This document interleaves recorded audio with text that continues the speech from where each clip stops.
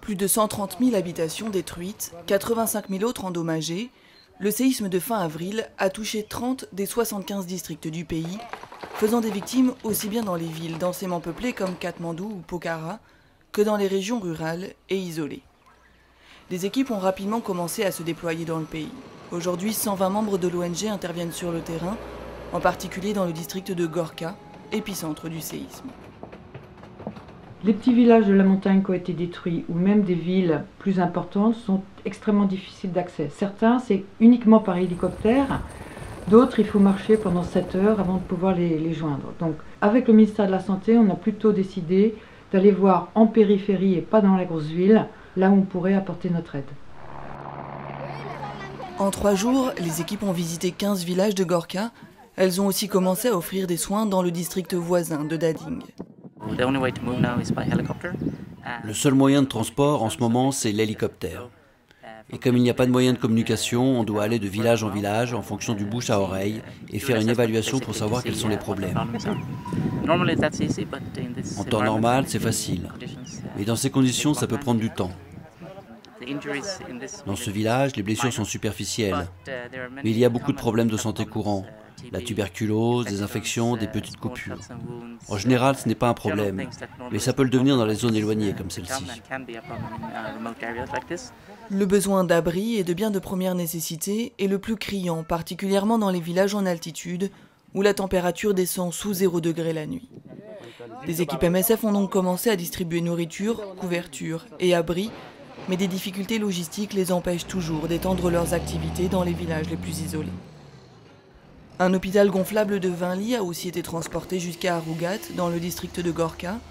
Pendant qu'une partie de l'équipe installait la structure, le personnel médical a apporté son soutien à l'hôpital de Bhaktapur, en périphérie de la capitale. Welcome. Enfin prêt, le 8 mai, l'hôpital d'Arugat a admis ses premiers patients. L'idée, c'est d'intégrer la structure sanitaire du ministère de Santé ici. La consultation se fera à leur niveau et nous recevrons en hospitalisation que les patients qui sont sévères. La plupart des personnes blessées lors du séisme ont été rapidement prises en charge à Katmandou. Aujourd'hui, les besoins médicaux se trouvent essentiellement au niveau de la maternité et des blessés qui ont besoin d'une seconde opération ou de physiothérapie. Ok. Après de nombreuses répliques, le 12 mai, un nouveau tremblement de terre d'une magnitude de 7,3 a secoué le Népal. Son épicentre était situé à moins de 100 km de Katmandou. Une équipe MSF s'est rendue dans la zone touchée et a évacué les blessés.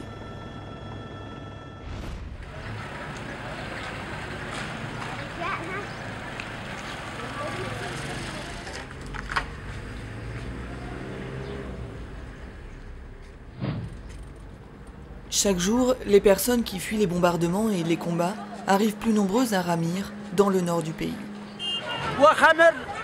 Nous avons fui notre maison pour venir ici. Mais Ramir est privé de tout. C'est comme un village dans la forêt. Il n'y a aucun service public. Aujourd'hui, les réfugiés sont répartis dans toute la ville. Le lieu que nous avons identifié, pour le moment, abrite 85 familles. Dans ce genre de lieu, les besoins sont nombreux, y compris médicaux. Nous avons commencé aujourd'hui une clinique mobile pour les personnes malades et blessées. L'hôpital public de Ramir, soutenu par MSF, recevait avant le conflit des patients de toute la région. Mais aujourd'hui, la pénurie de carburant les empêche de se déplacer. Les conséquences sont désastreuses. Des femmes enceintes ou des enfants qui souffrent de maladies facilement soignables perdent la vie parce qu'ils n'ont pas reçu à temps l'aide dont ils avaient besoin.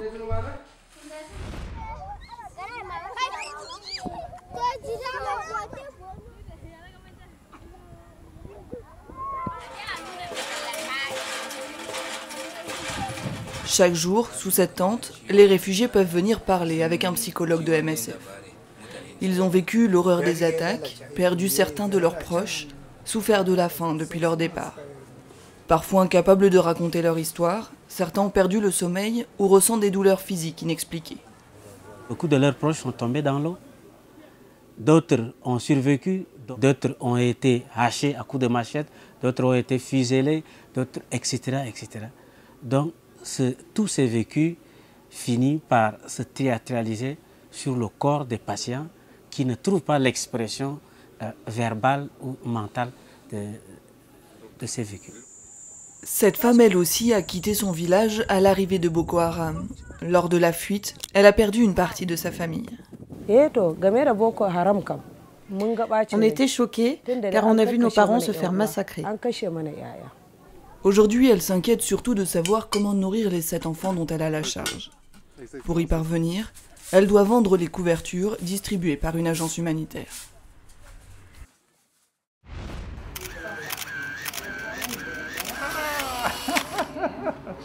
Encore. Non, comme ça, comme ça, comme ça, comme ça. Oui. Allez.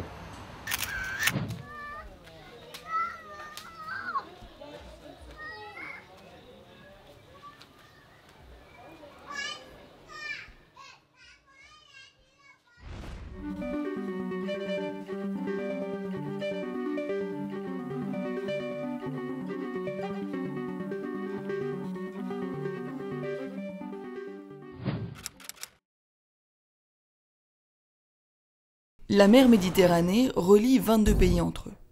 Au sud et à l'est, les terres de départ ou de transit des migrants qui fuient conflits, pauvreté ou violation des droits de l'homme. Au nord, leur destination, l'Europe. En 15 ans, on estime que 20 000 personnes ont péri lors de ce voyage.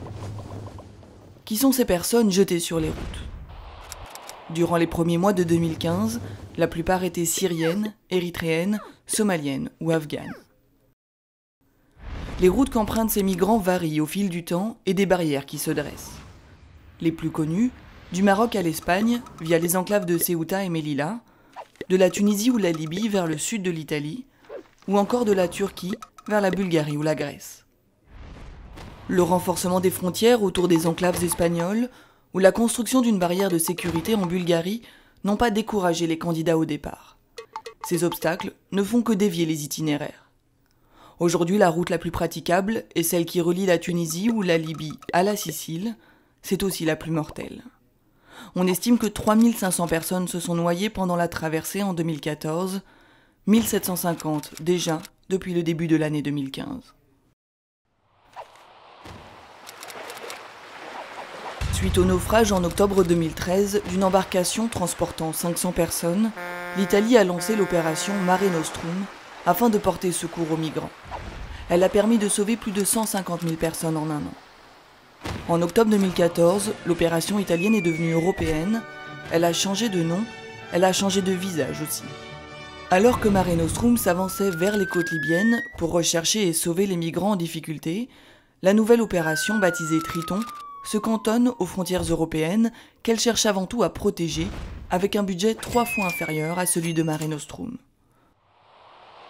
Le sauvetage des migrants est aussi assuré par les gardes-côtes italiens et par les navires privés, sommés par le droit international de venir en aide à toute personne en détresse. Mais les chalutiers ou les immenses cargos de la marine marchande ne sont pas équipés pour recueillir des dizaines de migrants entassés sur de petits canots. Pour justifier l'inaction politique face à ce drame, les dirigeants des pays membres de l'Union européenne avancent souvent qu'augmenter les efforts de recherche inciterait plus de migrants à tenter l'aventure. Les chiffres prouvent pourtant le contraire. En janvier 2014, pendant que les navires de Mare Nostrum sillonnaient la mer, un peu plus de 2100 migrants sont arrivés en Italie. 12 mois plus tard, alors que l'opération avait pris fin, on dénombrait cette fois près de 3500 nouveaux arrivants. La même tendance s'observe entre les mois de février 2014 et février 2015. Début mai, MSF a envoyé des équipes médicales à bord de 2 navires qui peuvent accueillir chacun plusieurs centaines de personnes. Moins de 24 heures après le départ du premier bateau, 369 migrants avaient déjà été mis à l'abri avant d'être débarqués sur les côtes italiennes.